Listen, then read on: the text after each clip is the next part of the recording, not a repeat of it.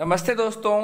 आज हम बात करेंगे एक ऐसे इंसान के पराक्रम के बारे में जिन्होंने स्वतंत्रता के दौरान देश के बाहर अविभाजित भारत की सरकार बनाई और उस सरकार का नाम था आज़ाद हिंद सरकार। और उस सरकार की अपनी फौज, अपना बैंक, अपना आधिकारिक तंत्र था।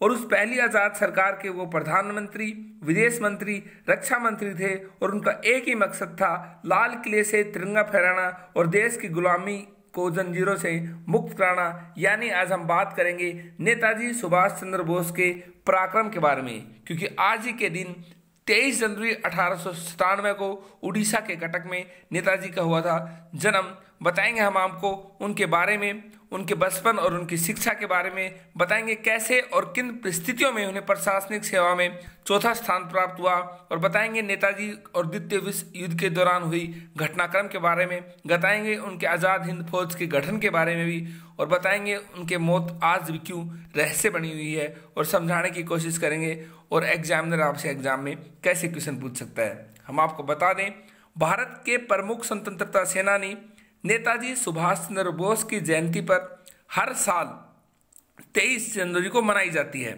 पिछले साल से 23 जनवरी को पराक्रम दिवस भी मनाना भारत सरकार ने शुरू कर दिया है।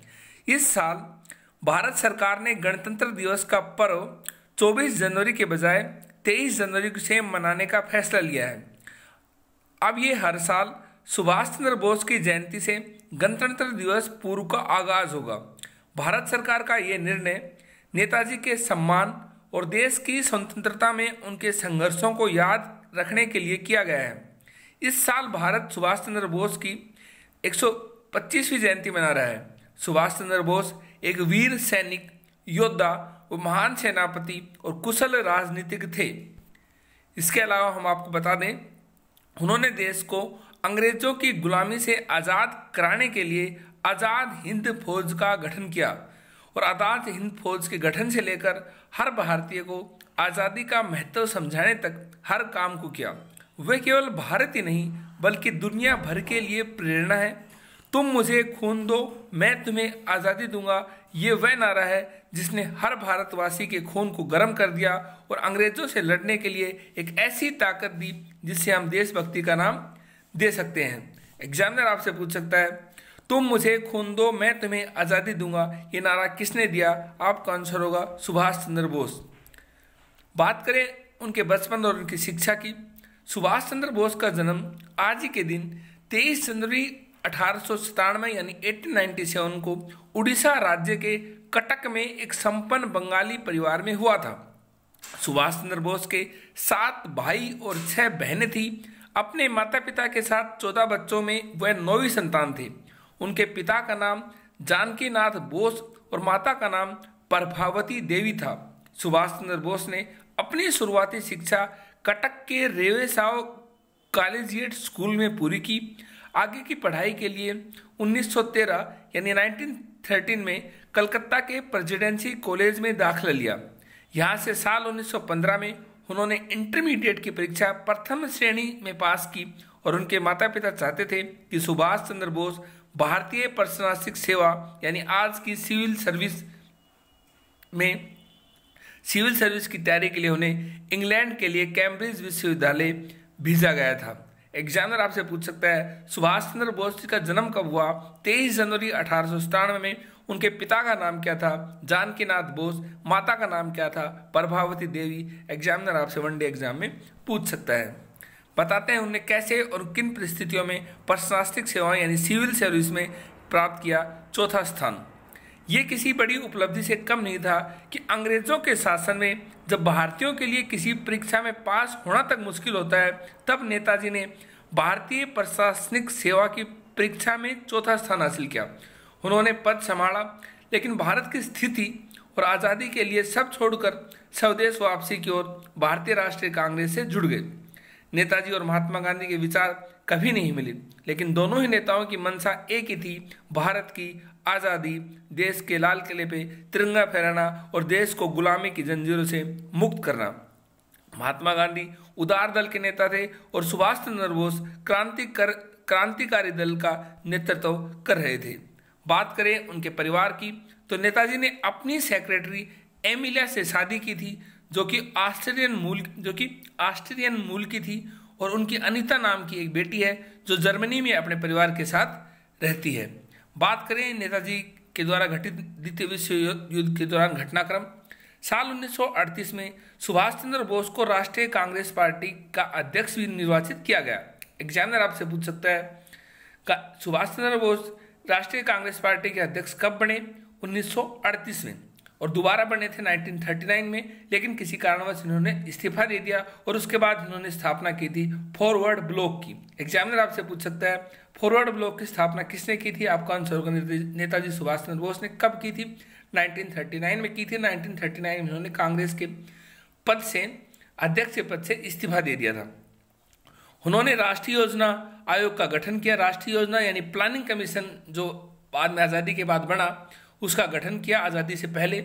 एक साल बाद 1939 के कांग्रेस अधिवेशन में गांधी जी के समर्थन में खड़े पट्टभी सीतारामैया को नेताजी ने हरा दिया। इसके बाद गांधी जी और बोस के बीच की अनबन बढ़ गई और नेताजी ने खुद से कांग्रेस पार्टी छोड़ दी। उन दिनों दूसरा विश्व युद्ध हो रहा था, यानी सेकेंड वर्ल्ड वॉर शुरू हो रहा था। नेताजी ने अंग्रेजों के खिलाफ अपनी मुहिम तेज कर दी, जिसके कारण उन्हें घर पर ही नजरबंद कर दिया गया। लेकिन नेताजी किसी तरह जर्मनी भाग गए। यहाँ उन्होंने द्वितीय विश्व युद्ध को काफी करीब से देखा। बात करें उस घटनाक्रम का जिसके कारण जिन परिस्थितियों में उन्होंने आज़ाद हिंद फौज का गठन किया।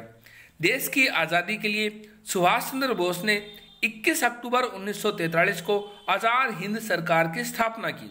वो आज़ाद हिंद सरकार जिसका अपना बैंक, जिसका अपना आधिकारिक तंत्र था, जिसके पास अपना बैंक, अपनी फौज और अपना सब कुछ था, और उस सरकार के प्रधानमंत्री बने थे उस सरकार के प्रधानमंत्री बने थे सुभाष चंद्र बोस, जो कि वहाँ प्रधानमंत्री भी थे, विदेश मंत्री भी थे और रक्षा मंत्री भी थे। 23 अक्टूबर 1943 को आज़ाद हिंद सरकार की स्थापना की और आज़ाद हिंद फौज का गठन किया। आज ही उन्होंने आज़ाद हिंद बैंक की भी स्थापना की थी। दुनिया के 10 देशों में उनकी सरकार फौज और बैंक को अपना समर्थन दिया, यानी कि जो सरकार उन्होंने उस वक्त गठित की थी आज़ाद हिंद सरकार, उसको दुनिया के 10 देशों ने समर्थन दिया। इन 10 देशों में बर्मा, क्रोएशिया, जर्मनी, नानकिंग वर्तमान चीन, इटली, थाईलैंड, मंचुको, फिलीपींस और आयरलैंड का नाम शामिल है। इन देशों ने आज़ाद हिंद बैंक के करेंसी को भी मान्यता दी थी। फौज के गठन के बाद नेताजी ने सबसे पहले बर्मा पूछे, जो अब म्यांमार में हो चुका है। उस वक्त म्यांमार भारत का हिस्सा होता था। यहाँ पर उन्होंने नारा दिया, तुम मुझे खून दो, मैं तुम्हें आज़ादी दूंगा, और देश आज़ादी की ओर था। बात करें सुभाष चंद्र बोस जी के मौत के रहस्य का, कब हुई इनकी मृत्यु? नेताजी की ताकत बढ़ रही थी, लेकिन अचानक 18 अगस्त 1945 को सुभाष चंद्र बोस का निधन हो गया।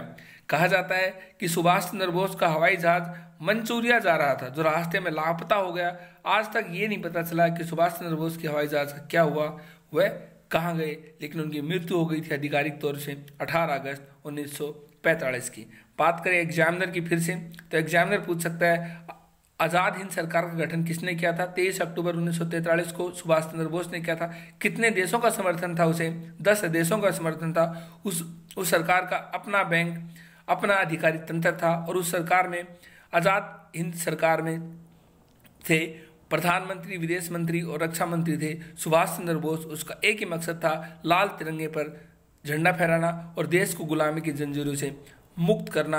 और कैसे और किन परिस्थितियों में नेताजी ने प्रशासनिक सेवा में 4था स्थान प्राप्त किया। और आज है नेताजी की जयंती। आज ही के दिन 23 जनवरी 1897 को नेताजी का हुआ था जन्म। और साथ ही हम आपको ये भी बता दें कि भारत सरकार ने अब 23 जनवरी को पिछले साल से मनाना शुरू किया पराक्रम दिवस। इसलिए एग्जामिनर आपसे पूछ सकता है कि पराक्रम दिवस कब मनाया जाता है? आपका आंसर होगा 23 जनवरी। और इसके अलावा जो गणतंत्र दिवस की पर्व की शुरुआत 24 जनवरी से होती थी, अब वो 23 जनवरी से 26 जनवरी तक होगी।